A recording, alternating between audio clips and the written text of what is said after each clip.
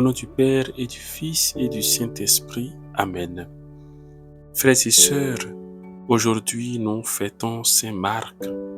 Bonne fête à tous. Dans la première lecture que nous propose la liturgie de ce jour, plusieurs pistes de méditation s'offrent à nous.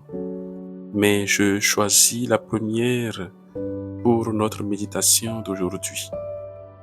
Saint Pierre disait en effet, « Vous tous, prenez l'humilité comme tenue de service. » 1 Pierre 5, verset 5b.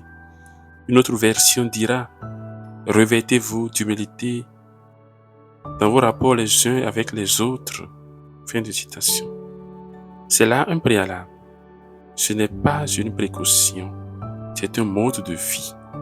Agir ainsi, n'est-ce pas imiter le Christ qui, pour se rapprocher de l'homme, s'est abaissé?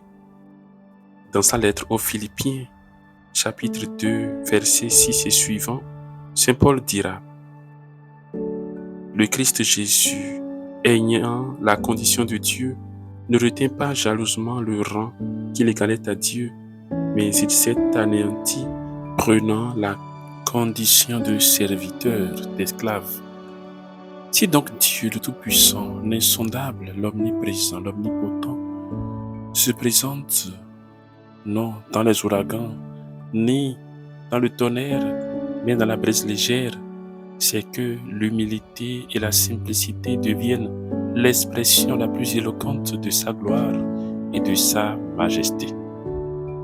Pourquoi alors s'enorgueillir? Surtout si on sait que Dieu s'oppose aux orgueilleux. Pourquoi ne pas être humble, surtout si on sait qu'aux humbles, Dieu accorde sa grâce? En fait, que nous font les honneurs, la gloire, les titres, les révérences, rien que du vent. La vie de l'homme n'est qu'un souffle, ces jours une ombre qui passe. Tâchons plutôt de vivre simplement et humblement. C'est ainsi qu'on vit saintement.